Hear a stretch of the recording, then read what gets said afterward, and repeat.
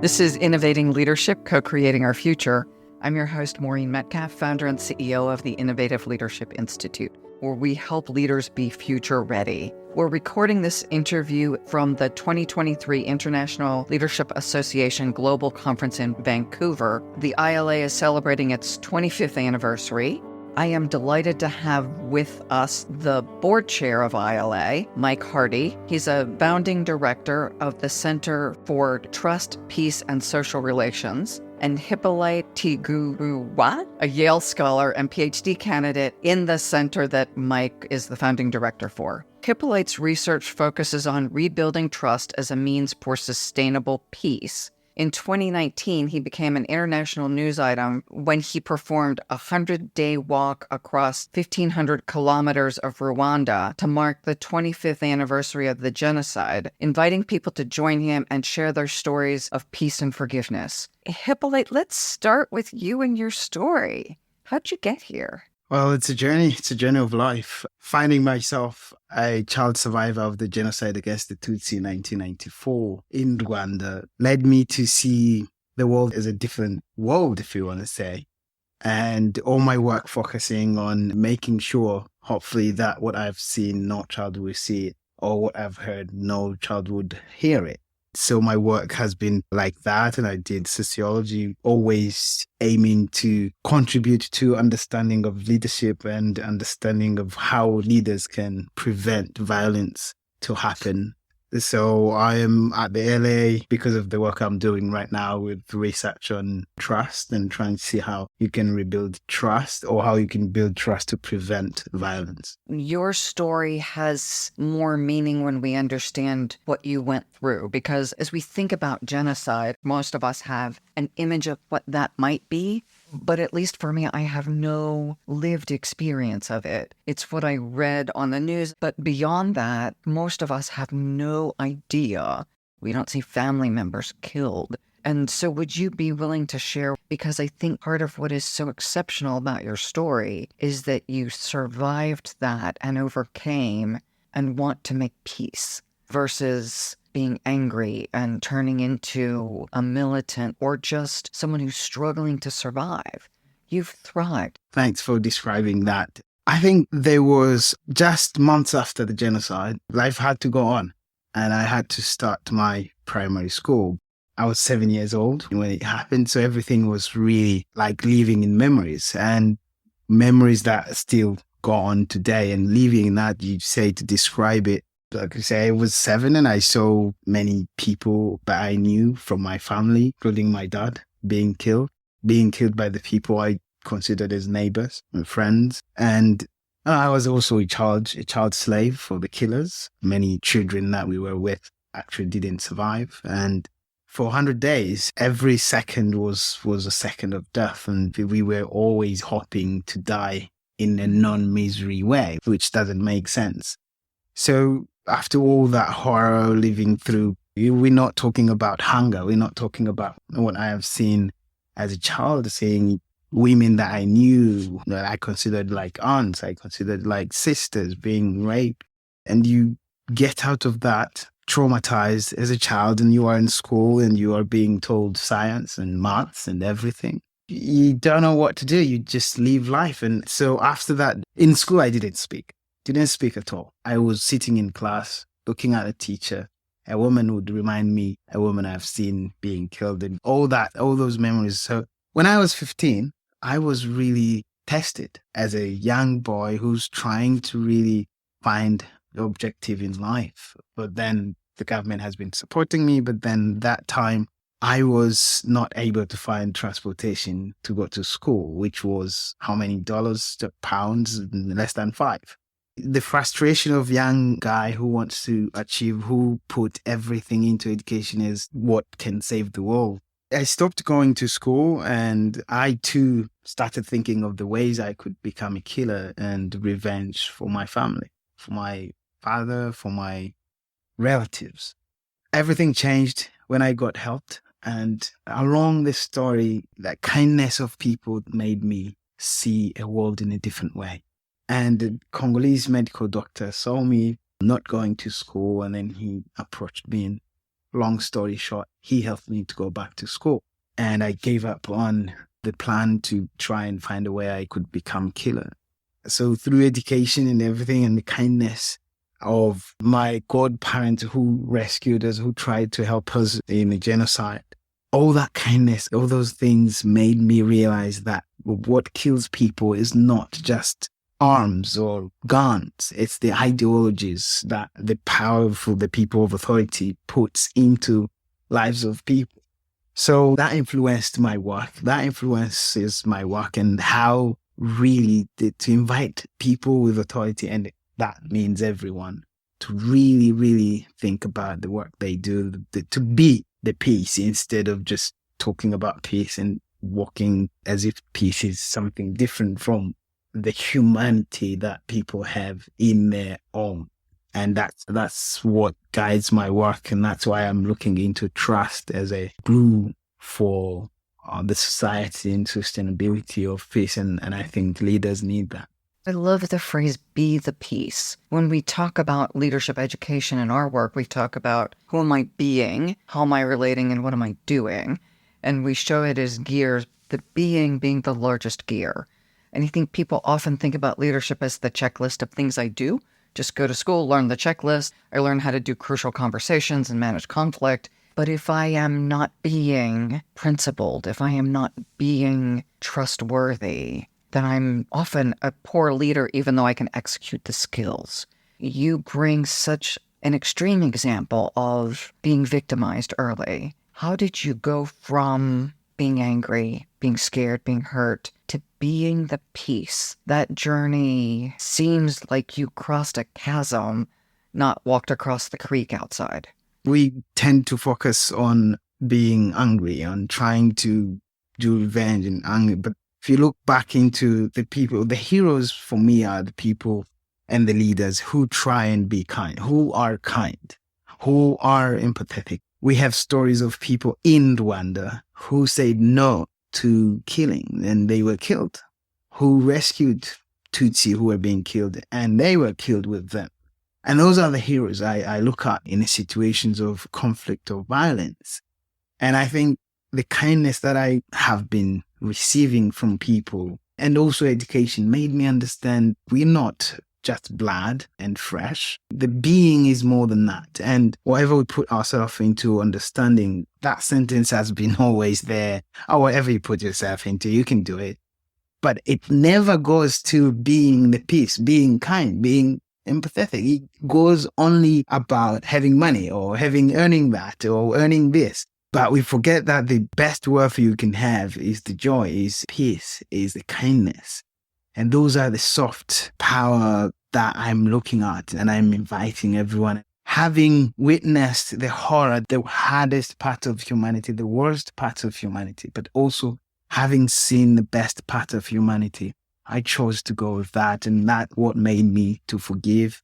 Today I go back to where my mom lives. And the people I see are the people who did that to me. They come back from prison. Today they live in the same village. Do I hate them? How better would I be if I hate them? And the way to stop the transmission of hate from one generation to another is to love, is to inherit love. And that's what I see and that's what I think. It's for sure. It's not even thinking I'm witness of that. When you transmit love, love is what grows. If you transmit anger and hate, then you can't hope for another result. I want to delve deeper because I feel anger about things and I didn't go through what you went through. And I've meditated, I do yoga, I've studied in a church, I've done a lot of things to overcome my past that wasn't nearly what you've endured. What's the process for you? And I know for each of us, it's different. But there's something else there.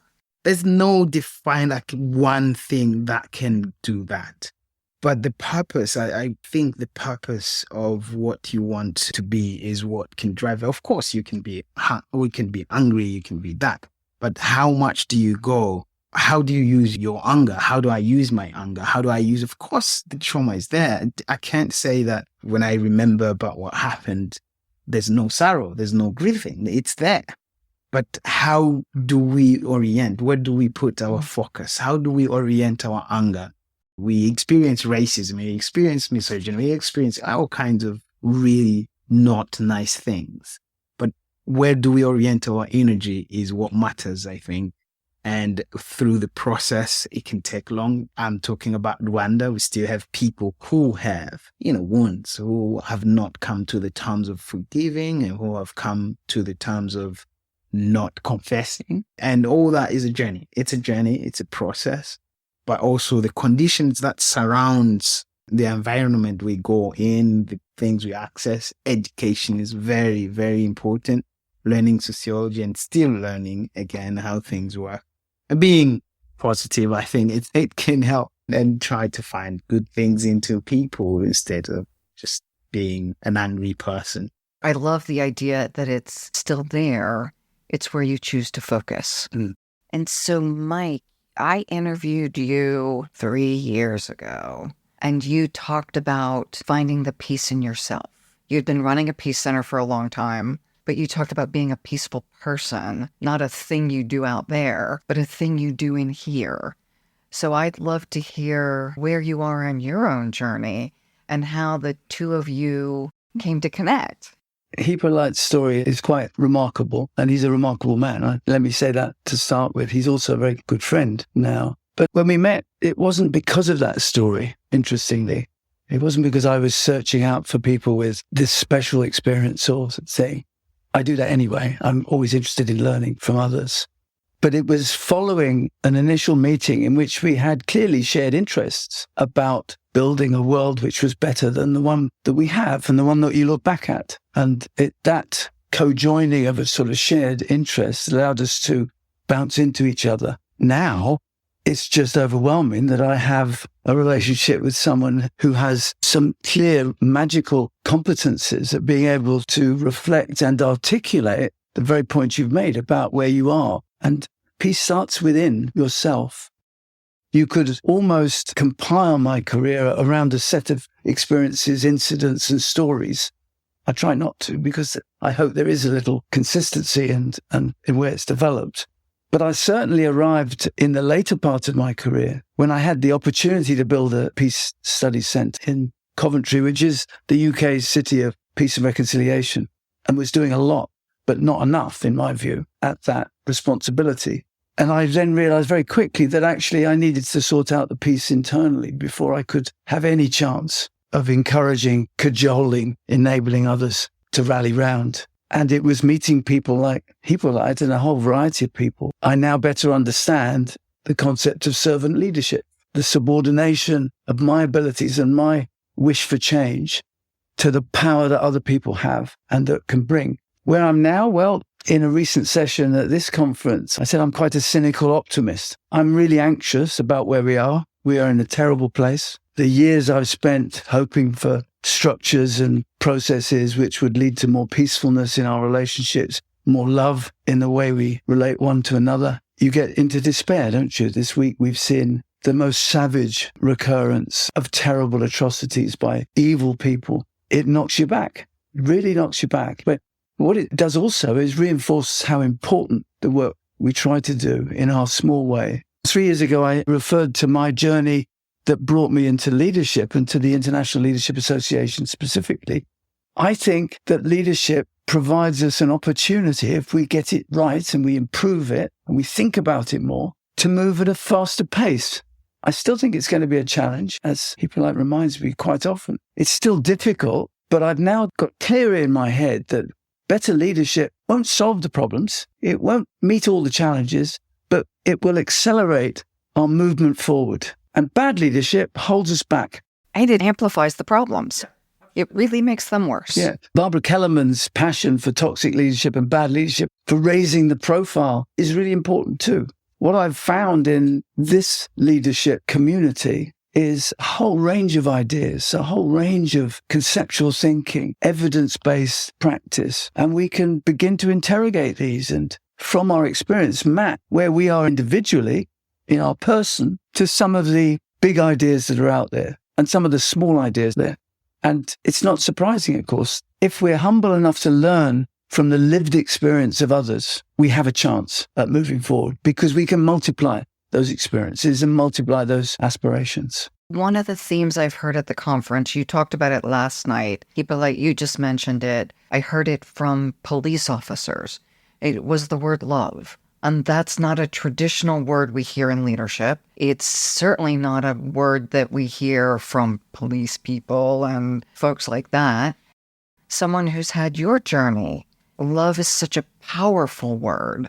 And I'm curious how you define it. It's so funny that when we arrive in moments where we want to be powerful or we want lots of material thing, we give up on the non-material thing, which when you think about, everyone has a family, has where they are from. To give you an example, when I'm in Rwanda, I'm working with people whose parents were killed or people who were born as a result of rape. And those people, they're the smiling people you can ever meet. I visit people who were left with no one in their family. They were parents that they left with no partner, no child. What do? They give you a hug. If a person doesn't learn from those experiences, that's what I call love. And what do they tell you? Go and be nice. Go and do no harm. Whether you are in a difficult moment, whether you are a survivor, the love comes when there's hate, when there is difficulties, when there's violence. And those are the things that we forget to really emphasize. If you're a leader, you go on and think about what you earn, what you have, the decisions you make. But stop a moment and think about, why do I think like this? Why do I do these things? If I was in the position, and the empathy comes in. So that ability of saying, I've got to be nice always. I've got to be kind. And I'm not talking about not really doing defense or security, and I do understand all that. But if you are a police, like you said, if you are a military, if you are a woman, man, and everything, we all want to be loved. And do we love? That's a question. If we sit down and ask for love, everyone has the definition of love. It doesn't have to be defined for them or for anyone else. But whatever you define as love, do you give that love? And that's the problem. That's the question everyone should ask themselves. And if we were being love and being peace instead of asking for peace and for love, I think that would prevail in every work that we do. I think that's important.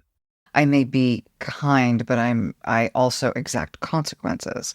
I can be firm, so it's not this kind of, it's all okay. I have to be very clear that that's not okay. And the loving response is to be clear and direct, and in some cases, extend consequences, including asking people to exit the organization for behaving improperly. So I do want to draw the distinction that I don't have to be hateful, but I do have to uphold our standards and principles. Maybe that's the terminology. And Mike, would you say more about that? It's how you frame the way you relate. You can frame it through a lens of anxiety or hate or dislike, or you can frame it, as Hyppolite has described, through love. I think of it in terms of the terrible things I've experienced, the terrible conflicted places that I've been in my career. And you come back and you wonder, how on earth has that happened? And it's often happened the more you reflect, because players in these funny little games and on these stages have put their humanity to one side. There is humanity in everything. And even if you find it difficult, there's a little bit in there. And what I think the importance of love in leadership is to find it within and pull it up to the front. Don't let it be crowded out by the transactional stuff, the needs, the ego, the power, and everything else. Find it inside. So when you're working and thinking about leadership and how you can improve leadership in order to get to these places that we know generally we should be in and we want to be in, oftentimes people say, well, Mike, explain what you're thinking. What sort of leadership do you want? And that's made me reflect in my current work on the sorts of things that I think are in short supply. So I do want a leadership that has many of the attributes that the wonderful authors that we have and the scholars that reflect on. But I want a leadership that incorporates things that I think we're losing at a rapid pace. In the current world, there's not enough love. leaders and leadership generally is not driven through that lens. I think, and I also added in my current work, I think loyalty's gone. I think this is probably a consequence of the technological change, the way we relate to one another with technology and through technology. So we're not as loyal as we used to be to institutions that matter to us, whether it's family, whether it's our bank, whether it's our university, our alum group. I detect this sort of shortage of the drive of loyalty, which is important, and it relates to a lot of the work on trust, of course, within loyalty. And thirdly, we're not that worried about loss anymore. Leadership makes decisions that have consequences for people, and they're not all good. And, Ronnie Heifetz at Harvard would tell you in adaptive leadership, we should put loss more central when we think about actions and adaptions. And I think that's really important. I'll give you one story which has really moved me. We have a problem in the UK at the moment, largely of our own making globally, of traumatized people who crossed the English Channel from France to the UK in search of a better life for their families. They may be traumatized by conflict, by discrimination, or they may just be economic migrants, whatever we call them. We do have a problem because it's an illegal process which has enabled many to create toxic images of illegal movement of people. Reviewing that can be better if you start from a frame of the humanity within those boats. So when a woman in Nikau with her baby stumbles out of the rubber dinghy on the shores of Britain, do we think of them as criminals, as agents of disruption, or do we see them through the lens of humanity and love? That doesn't mean we necessarily approve of what they're doing, or we like them, or we agree with them, but the starting point is so much better and is so much more likely to lead to a sustainable better. What's the one thing people take when they leave their home as a refugee? Their house key, there's evidence from the research, That same research also showed what they did in the hour before they left. If you're forced out of your home in Syria or in Gaza now, at this very moment as we're speaking, large numbers of people are moving from North Gaza to South Gaza. That's the extent of the movement that's possible because they can't go beyond Gaza. I'm interested, what do they do in the last hour before they actually move? And we found in the research that was done in the European theatre that they buried their treasure. This wasn't gold and silver or dollars. This was a family picture or a little stool that your mother had given you. And of course, what we interpreted from that was people's desire not to move and to return at some later point. It's not always the case, of course, but these things are about humanity and the humanity within. And I think they are wrapped up in this notion that love matters and our love of each other matters hugely.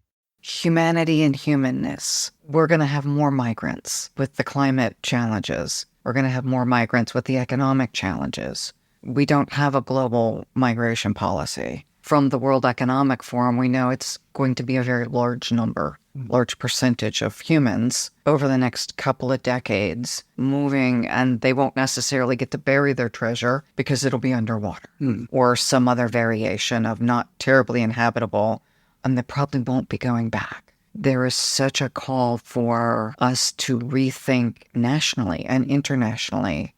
In the next 20, 30 years, we are all going to be challenged with seeing the humanness rather than seeing other. So you're not an other because you're trying to come to the U.S. through the Texas border or dinghies into the UK. How do we see the humanness first and also attend to our population and our population health? And there has to be a path for both, because you don't just allow people to sit in a country that is no longer inhabitable. The humanness requires us to look at both those on the move and those receiving. The host country communities are really important as well, there's no doubt. But what this tells me is that the framing is all wrong. We're on the back foot. So most of our migrant policy, the global migrant policy, is responsive. We're not preparing for what is going to happen. And, there are various stages, aren't there? We need to prepare and think about how complex that is. We need to respond when it happens. If an earthquake happens or a civil war happens, that's now. You have to respond. And we have to recover from the trauma of the change. So we have to do all three things. And I don't think we do any of them well. And humanity will help us. Being human, framing it through the love of our fellow people. Humanity, this world is a very small place. The estimates are scary. In a very short time, a large number of people will be forcibly displaced. Not because they want to be, but it'll be inevitable. Now we know that, and even in my old years, why aren't we doing anything about it? Probably because we don't really care enough. I would certainly love to do something about it, but I'm not in a position to do that. I know it sounds harsh, Maureen, but I don't think we care enough about our planet. Look what we're doing to it. And I think on this issue, we don't care enough about the plight of humanity is less fortunate than us. I don't intend to become too political, but the creation of a strategy around building walls as opposed to accommodation and building bridges inevitably reflects an uncaring approach to these problems. We just keep them out because we're okay. That's fine. We have labor shortages, so we keep them out, and yet then we don't have enough people, and we complain that we have inflation because of labor prices. Or we want to pick and choose. Or we take you lot in because you're dentists and we need plumbers and we need agricultural workers, but you're not over there now. We don't actually need you. Maybe we care, but we don't get it. Because of what we have consumed over years, you're born, you told this and do that, or those are that. The other is like this. In this country are like this religion is like this. And then you just have one perspective and you probably don't get to think within and what humanity means from within. Does peace mean from within? We care about our children, but we don't get to understand about other children. There might be something about also what we consume. You might find people consuming one media and that's it, and one school of thought or one ideas. And I think we have all stuff we can consume these days. And the idea of stopping and rethink, like Mike said, is important. And so probably it's caring, but not getting it, or maybe getting it, not caring enough, but it swings in between. You see, Maureen, how much I learned from my friend here. And he corrects me, and he's right to correct me. It's not simple that people don't care. It's complex. And I don't make judgments about a lack of caring. But if you're not equipped to frame it in a different way, that's hard. We don't invest much in our education on encouraging global thinking, for example. And so I was watching a podcast with a futurist talking to Accenture global leaders. And one of the things he talked about is how we are driven by the algorithms. So in the you don't get it and you're consuming space, so much of what we consume is now dictated by a choice we made. So during the pandemic, there was some comment about the Pope and some policy. So I clicked on that link and I forever got Catholic things coming into my feed. And it was interesting because I'm not Catholic, but the algorithm decided that I was very interested in all things Catholic. If we are consuming peace, I think we see more peace. If we are consuming what's happening in Gaza and Israel right now, that's all that comes into my newsfeed right now. I am interested, but I don't want war to be the prevalent message. It's why we have a conversation at home about the value of the Hallmark Channel. It's fairly formulaic, but at least there's not a lot of car chases. There's not a lot of people getting killed in violence. And what we consume on a daily basis, our physiology responds to. We do have remarkable scholarship in peace education now that has moved leaps and bounds in recent years. And the power of positive peace identifies the sorts of conditions that we need to put in place in our societies that are more likely to lead to peaceful relations than less likely. I've really been attracted by the notion that we can think of peace as an absolute. We've got to be there. Not building peace, but building the conditions in which peace is more likely to emerge. Then the peace within is more likely to emerge. And that's the sustainable peace. Be the peace. But what works against that can be sometimes that the conditions for that are simply not in place. One of the conditions is control over a climate that won't force people to move. That's obviously going to be a problem and will not help people be at peace because they'll be traumatized by being in different places, and they'll meet people who are traumatized because they've got all of a sudden large numbers of people that they didn't expect. The scholarship is good at the moment. If we allow it to run its course and to work it through, the conditions for positive peace are becoming clearer in our understanding. Would you share a few others of those conditions? Because I think this is fundamental to the conversation. Hyppolite referred to our consumption of news from single sources. So the conditions, I think, for positive peace, with that we broaden our access to opinion and to sources. So we have a free press, for example, is critical. And a critical free press is also critical. Can we deal with the huge inequalities of resource allocation in the world? Why is it that even with the advances we've made to attack absolute poverty, we still have absolute poverty among huge numbers of people? That is a fundamental condition, that where we have huge inequalities, people will seek to change their livelihoods and their life opportunities. So these democratic or some form of democratic government is important. So people have a voice and have some influence over the nature of the communities in which they operate. We could list them on and on. There are a set of conditions, and I think if we understand the conditions most likely to lead to peace, we should work on those, challenge the inequalities, challenge the resource distribution models that currently work. It won't be easy, and of course, every step forward we make, somebody loses. So we have to do it in a negotiated, humanistic way, in a way that puts people at the center, I think. I sound like an idealist, but it's possible. That's why I'm an optimist. And Hyppolite talked about the value of education being another in your life, and I would presume more broadly education and support, not just financial, but also emotional. And I didn't necessarily refer to schooling, the way we socialize, the way we get socialized, the way we get politicized. What do you teach as a teacher, as a parent, as a leader, as a journalist? Whatever you're doing, what are you giving instead of what you are asking? And if we were all giving this, then that's what we have. To build on what you just said, Hyppolite, what would you like people to give to create conditions for peace? It's empathy. Put yourself in place of someone or other people. I think that's important, whether you are a leader, whatever you are doing, put that empathy into whatever you're doing. That will help.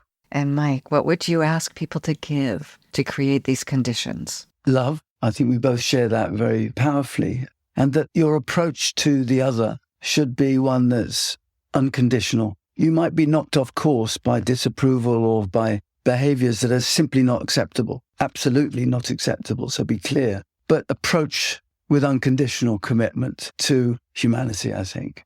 Unconditional commitment to humanity. So let's end on that phrase. How would people learn more about your work? I think the Centre for Trust, Peace and Social Relations at Coventry University is a great platform, some amazing work. But actually, it's through the networks of networks. When I first met Hyppolite, he was at the Jackson Institute, at the Yale World Fellows. This is another superb organization that brings special people together. So have a look, just begin to be curious, find out where people operate. Hyppolite is online, and so am I, and we'll put each other together. But more often than not, we'll signpost you somewhere else to even bigger and better people than us. And YouTube has algorithms too. So when I look you up, both of you, I'll get more of you. Exactly. We are there online. So LinkedIn for both of you. Yes, and also the work of Be the Peace. You can search Be the Peace Global. You can find a lot more of the work we do in Rwanda and elsewhere about stopping the intergenerational transmission of hate. And the International Leadership Association is a great place. It's an eclectic place with amazing people, and it's open arms. Once you get into it, you stay. Thank you both, Mike, for being the board chair, Hyppolite, for the work you're doing that's so precious and important. And I do want to thank the ILA for sponsoring our podcast. So to our listeners, thank you for joining us. And I do challenge you to find ways to be the peace. Thank you, Maureen. Thank you. Thank you.